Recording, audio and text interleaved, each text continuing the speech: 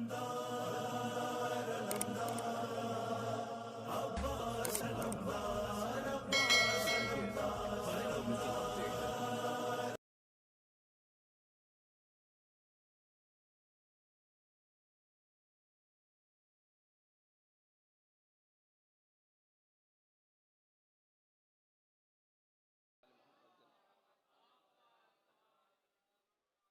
فرماتے ہیں کہ یہ دنیا دار العمل ہے، دار الحساب نہیں ہے. آخرت دار الحساب ہے، دار العمل نہیں ہے. وہاں کوئی عمل نہیں کرنا پڑے گا، وہاں اعمال نہیں ہے. فَمَن يَعْمَلْ مِثْقَالَ، عمل یہاں پر ہے. فَمَن يَعْمَلْ مِثْقَالَ ذَرَّةٍ خَيْرٍ، وہ خیر، وہ اچھا عمل وہ یہاں پر ہے. فَمَن يَعْمَلْ مِثْقَالَ ذَرَّةٍ خَيْرٍ يَرَهُ، یہ یرا وہاں آخرت میں ہے. جو ذرہ برابر بھی عمل خیر انجام دے گا، یعنی اس دنیا میں، یرا وہ آخرت میں اسے ضرور پائے گا. وَمَن يَعْمَلْ مِثْقَالَ ذَرَّةٍ شَرًّا يَرَهُ، جو ذرہ برابر بھی یہاں شر انجام دے گا لازماً اس کا سامنا کرے گا وہاں پر. وہاں عمل نہیں ہے، عمل یہاں ہے. عمل خیر بھی یہیں، عمل شر بھی یہیں، دونوں عمل یہی ہیں. مرضی ہے، آزاد چھوڑا ہوا ہے خدا نے،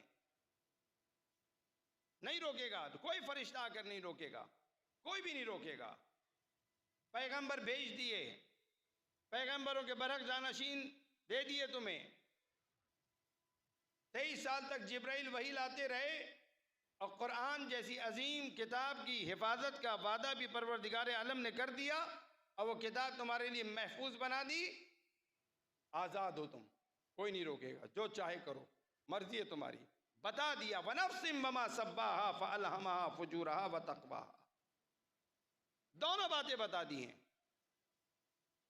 تمہارے اوپر ہے. اسی لیے کہا یا ایھا الذین آمنوا آمنوا، اے وہ لوگوں جو ایمان لائے ہو، ایمان لے آؤ.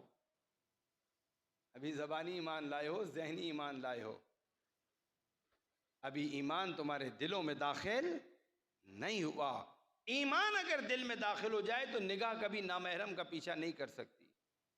ایمان اگر دل میں داخل ہو جائے کبھی لقمہ حرام آدمی نہیں کھائے گا. ایمان اگر دل میں داخل ہو جائے تو کبھی انسان کسی کا دل نہیں دکھائے گا. ایمان اگر دل میں داخل ہو جائے تو کبھی ہمسائے کے حقوق کو پامال نہیں کرے گا. ایمان اگر دل میں داخل ہو جائے تو انسان کبھی بےہودگی کی طرف نہیں جائے گا، برے الفاظ استعمال نہیں کرے گا. ایمان جب دل میں داخل ہو جاتا ہے تو آپ کو پتا ہے کہ دل سے کنٹرول ہوتا ہے. یہ اعضاء و جوارے تو کچھ بھی نہیں ہے، نہ میرے ہاتھ کچھ کرتے ہیں. روز محشر یہی ہاتھ میرے خلاف گواہی دیں گے، کہیں گے خدایا تو نے ہمیں اس کے اختیار میں دیا تھا، اس نے ہم سے ایسے ایسے اعمال و ایسے ایسے ظلم انجام دیے.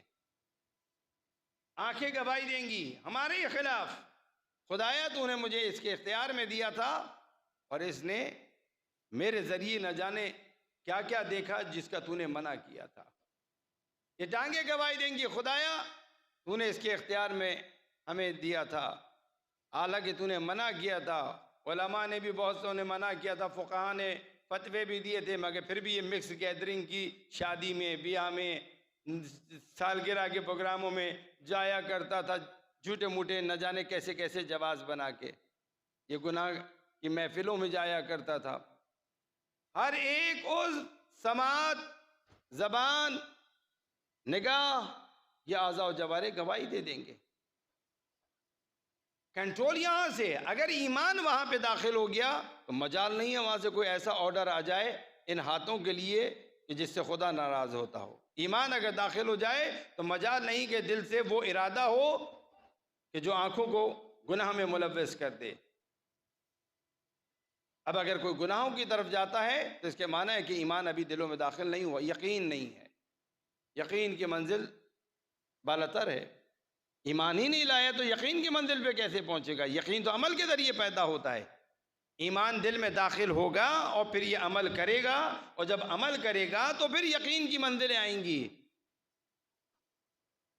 عین الیقین، حق الیقین، یہ جو آپ نے بزرگوں نے کچھ الفاظ سنے ہوں گے کہ اگر میں اس کی تشریح میں چلا جاؤں گا ابھی وقت لگ جائے گا.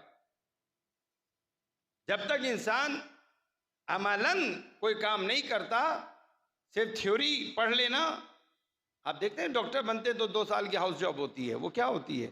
وہ یہی ہوتی ہے جو پڑھا ہے اب اپنے سینئرز کے ساتھ مختلف ہاسپٹلز میں مشاہدہ کرتے ہیں، ساتھ ساتھ چلتے ہیں، دیکھتے ہیں. جب آنکھوں سے دیکھتے ہیں، اب تک تو پیپر پہ دیکھتے تھے یا جدید دور ہے اسکرین پہ دیکھ رہے ہیں، مگر جب جا کے پیشنٹ کے سر پر سینئرز کے ساتھ جا کے کھڑے ہوتے ہیں اور انہیں آپریٹ کرتے ہوئے دیکھتے ہیں تو دیکھنے کے بعد عین الیقین پیدا ہوتا ہے.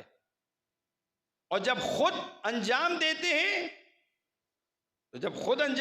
ہیں تو حق الیقین پیدا ہو جاتا ہے. پھر کوئی شک ہی نہیں رہتا، کوئی شک کی گنجائش ہی نہیں رہتی. توجہ فرمائی آپ نے. سوئمنگ کے بارے میں پڑھنا اور ہے اور سوئمنگ کرنا اور ہے. سوئمنگ کے بارے میں پڑھ لینے سے، تیراکی کے بارے میں پڑھ لینے سے انسان کہیں نہیں پہنچتا، مگر تیرنے سے اس کنارے سے اس کنارے پہ پہنچ جاتا ہے. بغیر عمل کے صرف تصوراتی مکتب اہل بیت سینے سے لگائے رکھیے، کہیں نہیں پہنچ سکیں گے. جب تک کہ مکتب اہل بیت پر عمل نہیں کریں گے کسی منزل پہ نہیں پہنچ پائیں گے.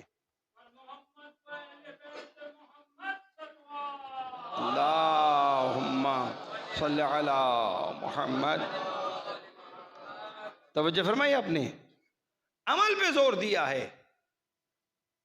اسی لیے آپ دیکھیے کہ میں نے جو آپ کی خدمت میں، اگر آپ کے اذان شریف میں محفوظ ہو، میں نے جو سرنامہ کلام قرار دیا حضور اکرم کی حدیث ثقلین کے عنوان سے.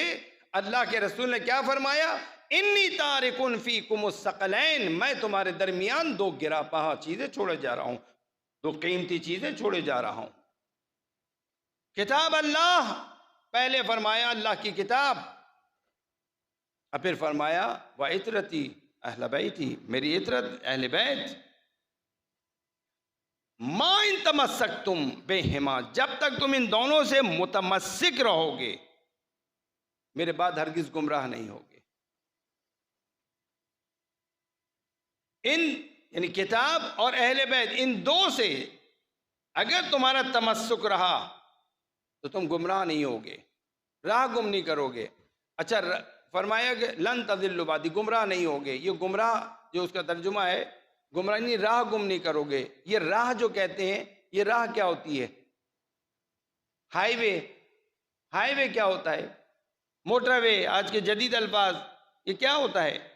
ایک منزل سے دوسری منزل پہ پہنچانے کے لیے ایک راستہ. مگر اگر آپ اس ہائی وے پہ قدم ہی نہ رکھیں، اس موٹر وے پہ قدم ہی نہ رکھیں تو نہیں پہنچیں گے نا، وہیں رہیں گے جہاں ہیں. توجہ فرمائی آپ نے. تو راستہ ہوتا ہے حرکت کرنے کے لیے.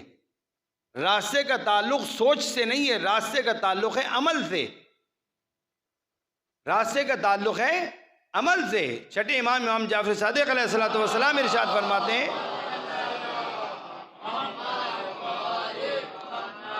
آپ فرماتے ہیں نحنو صراط المستقیم، ہم وہ سیدھا راستہ ہیں. یعنی تمہیں اگر اللہ نے پیدا کیا ہے، تمہاری خلقت کا ایک ہدف اور مقصد ہے، اس مقصد تک رسائی کے لیے جس راستے کو تمہیں طے کرنا ہے وہ راستہ ہم ہیں. یعنی جس طرح ہم زندگی گزار رہے ہیں اخلاقی اعتبار سے، فکری اعتبار سے، نظریاتی اعتبار سے، عملی اعتبار سے، ہر حوالے سے یہ وہ راستہ ہے کہ جسے صراط مستقیم کہتے ہیں. اہدنا الصراط المستقیم صراط الذین انعمت علیہم غیر المغضوب علیہم ولا الضالین. یہ کون لوگ ہیں؟ جن کا راستہ سیدھا راستہ ہے، جس کے لیے اپنی نماز میں کہتے ہیں یہ حضرات معصومین کا راستہ. راستہ کس لیے ہوتا ہے؟ طے کرنے کے لیے. راستہ، ہاں جی یہ راستہ ہے، اسٹیکر بھی بنا کے لگا دیے، پینا فلیکس بھی لگا دیے، پورا سجا دیا امام رضا، یا امام رضا، یا ابا صالح المہدی، یا سیدہ، اور بھی اسی طرح. لا حاصل ہے، یہ سجانے کے لیے نہیں تھے، یہ آئیڈیلز ہیں، اسوہ حسنہ ہیں، پیروی کے لیے ہیں، ان کے نقش قدم پہ چلنے کے لیے ہیں، ان کی ہدایتوں پہ عمل کرنے کے لیے. ایک بھی نہ لگائیے مگر ان کے فرامین پر عمل کیجئے، یہ خوش ہیں. بھر دیجئے اسے، مگر ان کی باتوں پہ عمل نہ کیجئے، ناراض ہیں۔ یہ اس لیے تو نہیں تھے، مسجد نبوی میں رسول خدا نے تو نہیں لگائے تھے، وہاں تو کچھ بھی نہیں تھا، یہ تو بات کی چیزیں ہیں۔ بہت ساری چیزیں ایسی ہیں، بھی یہ موضوع کہیں اور نکل جائے گا، جو ہماری پیداوار ہے، ہم نے بنایا ہے۔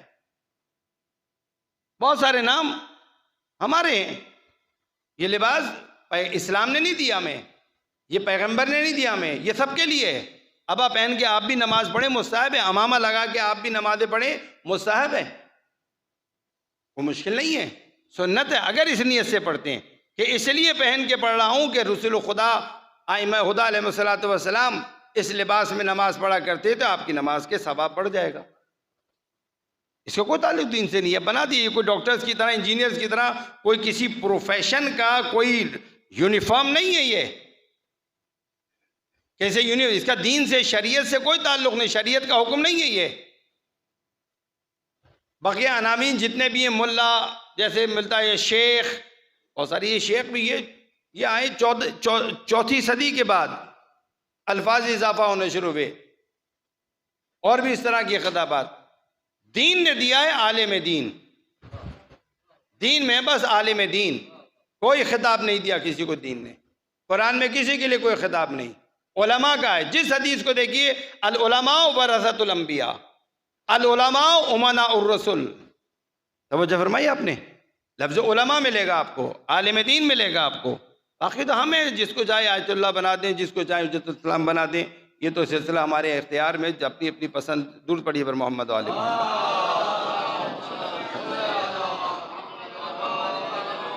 تو جو بات میں آپ کی خدمت میں عرض کر رہا تھا کہ حضرات معصومین اسوہ ہیں، 1 نہیں 2 نہیں 3 نہیں، خدا کا لطف ہے کہ ہمیں 14 عطا کیے ہیں پروردگار عالم نے، 14 آئیڈیلز ہیں، 14 حجتیں ہیں ہم پر۔ السلام علیکم یا علی مدد، میرے یوٹیوب پیج کو سبسکرائب شیئر ضرور کریں، شکریہ۔